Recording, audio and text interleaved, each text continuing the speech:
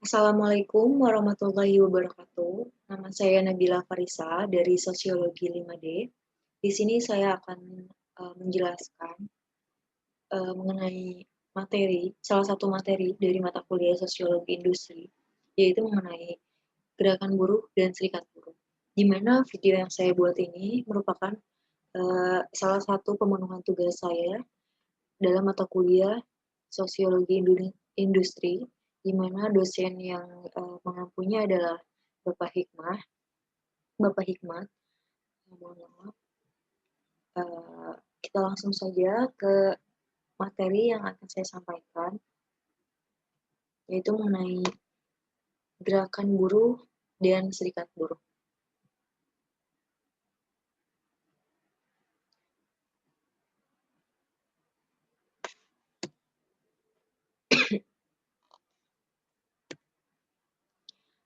Buruh, pekerja, tenaga kerja, maupun karyawan, itu pada dasarnya adalah manusia yang menggunakan tenaga dan kemampuannya untuk mendapatkan balasan berupa pendapatan. Pendapatan itu baik berupa uang maupun bentuk lainnya. Nah, dari siapa? Dari pemberi kerja atau majikan atau disebut juga sebagai pengusaha. Jika kita lihat pengertian buruh, buruh adalah mereka yang bekerja pada usaha perorangan dan diberikan imbalan secara harian maupun borongan sesuai dengan kesepakatan kedua belah pihak. Baik lisan maupun tertulis, yang biasanya imbalan itu diberikan secara harian. Pada dasarnya, buruh, pekerja, tenaga kerja maupun karyawan itu sama. Mereka sama-sama pekerja, sama-sama bekerja. Namun, di Indonesia, istilah buruh itu diidentikan dengan pekerja yang rendahan, hina, kasar, dan lain sebagainya. Jadi, mereka menganggap bahwa buruh itu lebih rendah dibandingkan dengan istilah karyawan, istilah tenaga kerja, istilah pekerja. Buruh diidentikan sebagai pekerjaan yang lebih mengutamakan kepada otot ketimbang otaknya, lebih mengutamakan fisiknya, lebih mengutamakan uh, apa namanya itu powernya, kekuatannya gitu, dibandingkan dengan pemikirannya, dibandingkan dengan otaknya. Nah, sedangkan pekerja, tenaga kerja maupun karyawan itu diidentikan sebagai sebutan untuk buruh, namun kelasnya itu lebih tinggi dan diberikan kepada buruh yang tidak memakai otot. Seperti yang tadi saya sebutkan tadi itu lebih kepada otaknya, lebih kepada pemikirannya ketimbang dengan otot yang dipakainya gitu, ketimbang dengan tenaga yang dipakainya. Tapi pada intinya keempat istilah itu baik pekerja, buruh, karyawan maupun tenaga kerja itu sama-sama pekerja. Hal ini sesuai dengan Undang-Undang Ketenagakerjaan yang berlaku umum untuk seluruh pekerja maupun pengusaha di Indonesia khususnya. Dalam buruh ini tuh tadi ada pemilik modal dan kelompok buruh ya. Jadi dalam konteks kepentingan di dalam suatu perusahaan terdapat dua kelompok, yang tadi pemilik modal dan kelompok buruh. Oke, tunggu sebentar.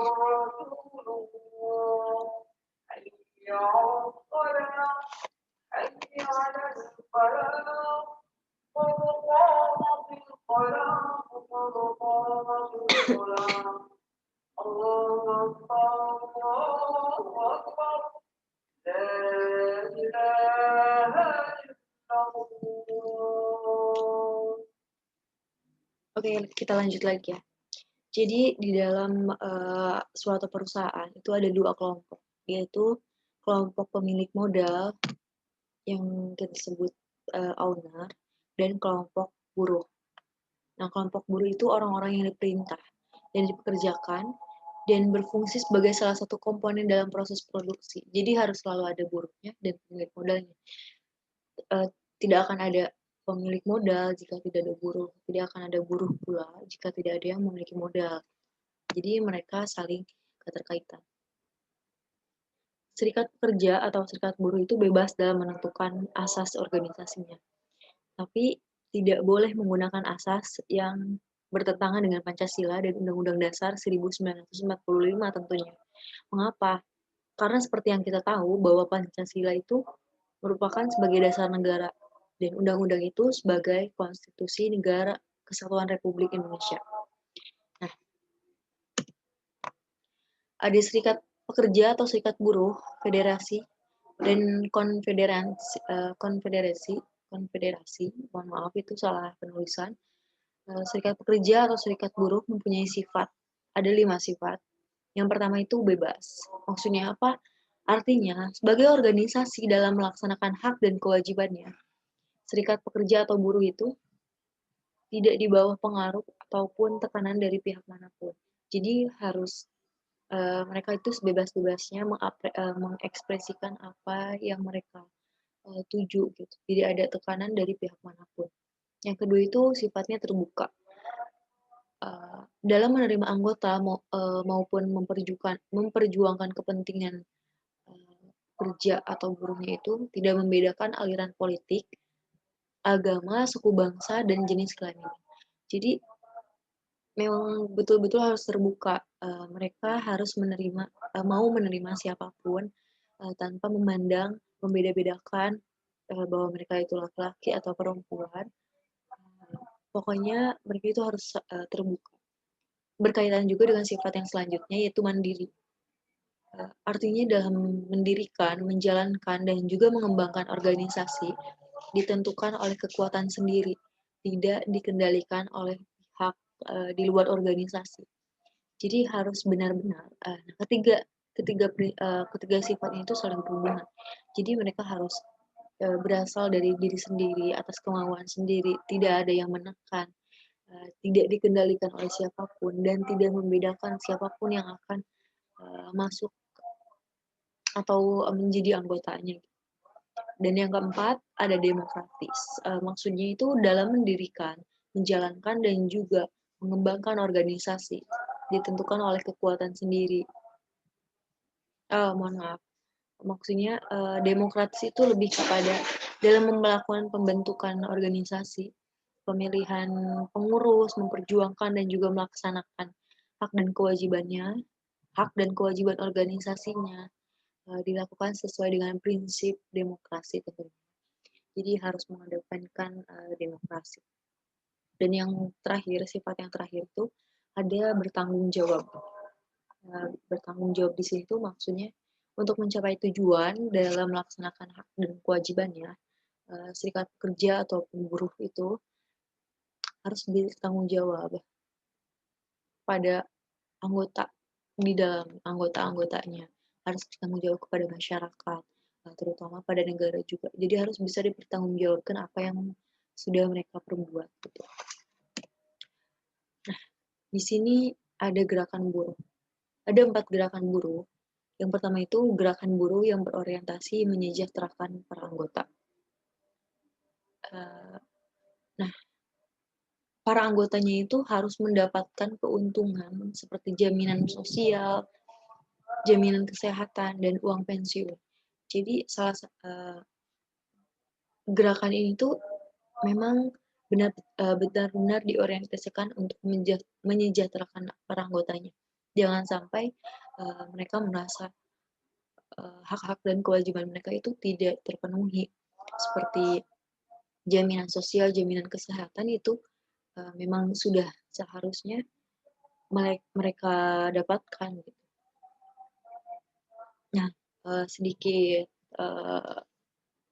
FYI gitu ya, FYI for your information, bahwa serikat buruh tertua yang tercatat dalam sejarah itu ada Friendly Societies, di mana serikat buruh ini pun bertujuan untuk menyejahterakan para anggotanya. Gitu. Lanjut ke gerakan buruh yang kedua, itu bertujuan untuk melakukan tawar-menawar secara kolektif. Disebut juga bargaining kolektif, sehingga mereka itu dapat bernegosiasi dengan para pengusaha mengenai upah dan kondisi kerja yang manusiawi. Jangan sampai antara upah dan pekerjaan yang mereka harus lakukan itu tidak sesuai, upahnya makin kecil, pekerjaannya makin berat, jangan sampai seperti itu. Nah, gerakan buruh ini tuh, eee, ber apa ya, bertugas untuk melakukan tawar-menawar gitu sehingga apa yang mereka dapatkan, apa yang mereka kerjakan itu sesuai dengan apa yang mereka dapatkan. Lanjut ke gerakan yang ketiga, itu ada gerakan buruh yang berorientasi untuk melakukan perlawanan tindakan industri. Perlawanan itu, banyak kita temui seperti adanya, mmm, pemogokan kerja agar hak mereka, kewajiban mereka juga terpenuhi. Dan yang terakhir, gerakan buruh yang berorientasi kepada aktivitas politik. Nah, di antara tujuan gerakan ini tuh berupaya untuk mewujudkan legislasi yang adil untuk para buruh. Nah, ada, beberapa partai yang awalnya itu dari gerakan buruh, kemudian menjelma menjadi partai politik. Seperti halnya yang terjadi di Inggris, partai buruh yang di Inggris, mereka itu berawal dari gerakan buruh, kemudian mereka menjadi sebuah partai buruh, gitu. Kita lanjut lagi. Pergerakan buruh mencakup semua aksi perjuangan kaum buruh tentunya ya, untuk menghentikan tekanan kapitalis dan eksploitasi. Pergerakan itu bertujuan untuk membuang dan menghancurkan sistem sosial lama yang menindas dan menghisap, di mana dibangun sistem sosial yang baru, yang kelas pekerja, yang menjadi pemilik alat-alat produksi dan mengarahkan ekonomi, politik, dan budaya nasional ke arah yang lebih baik. Nah, untuk menyadari tujuan dari pergerakan buruh tadi, serikat buruh aslinya itu harus bergerak menuntut perbaikan di bidang ekonomi. Yang pertama nih, angkanya itu bergerak menuntut perbaikan, baik di bidang ekonomi, dan politik secara bersama-sama dengan kelas dan sektor rakyat yang lainnya gitu dalam masyarakat. Di mana yang selanjutnya itu harus melancarkan aksi politik. Dua langkah tersebut jika dilakukan itu akan menghasilkan garis kuat dalam melawan monopoli imperialisme dan pengikut lokalnya, di mana pengikut lokalnya itu kapitalis birokrat, penguasa komprador, dan tuan tanah besar. Kelas pekerja ini tuh harus bersatu dan memimpin kelas-kelas tertekan, tertindas dan terhisap lainnya pokoknya ya. Di Indonesia ini seperti ada buruh tani, kaum tani, ada pelajar atau mahasiswa, dan ada kaum miskin kota juga. Mereka dari para buruh, dari kelompok-kelompok mereka yang tertindas, ini tuh mereka harus bersatu untuk uh, bergerak menuntut kebaikan dan kemudian melancarkan aksi politiknya untuk menghasilkan kekuatan yang nantinya akan melawan monopoli imperialisme. Nah, kemudian dari aksi-aksi atau gerakan-gerakan yang dilakukan itu harus mencapai demokrasi yang sejati. Maksudnya itu apa? Artinya kemerdekaan negara yang terbebas dari pengaruh dan dominasi imperialisme dan kapitalisme beserta kaki tangannya. Jadi kebebasan yang mereka dapatkan, eh, kemerdekaan yang mereka dapatkan, kebebasan dari kaum petani, dari eksploitasi kaum feodal, hak demokrasi bagi seluruh penduduk dan lainnya itu benar-benar mempresentasikan pekerja dan rakyat. Jangan hanya mempresentasikan kepentingan pribadi dari orang-orang yang tidak bertanggung jawab, orang-orang yang uh, istilahnya itu hanya mementingkan diri sendiri tanpa melihat kepentingan orang lain gitu. Nah, karena usaha dan perjuangan kaum buruh itu pun akan mengarahkan pada pembangunan tatanan sosial yang baru di bawah kepemimpinan kelas pekerja, di mana alat produksi dan hasil pekerjaannya itu dapat dimiliki secara sosial. Lanjut, ketika seorang buruh ingin bergabung dengan organisasi buruh, haruslah memahami, tentu ya, mereka harus memahami pengertian serikat dari buruh atau serikat pekerjanya itu sendiri. Mereka harus tahu fungsi dari serikat buruh atau serikat pekerjanya itu sendiri. Mereka juga harus mengerti bagaimana cara membuat serikat pekerja di tingkat perusahaan, cara menjadi anggota serikat buruh atau serikat pekerja, keuntungan menjadi anggotanya itu apa saja dan seperti apa saja.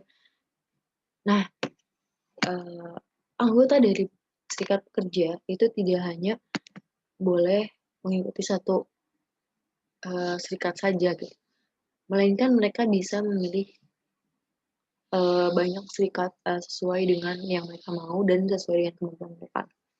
Anggota juga dapat mengundurkan diri atau diberhentikan dari serikat buruh atau pekerja. Jadi itu memang merupakan salah satu haknya mereka gitu. Entah mereka mengundurkan diri atau mereka yang memberhentikan juga.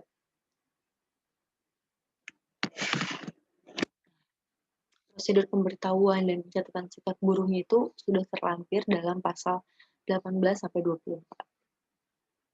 Mungkin hanya sekian yang dapat saya sampaikan.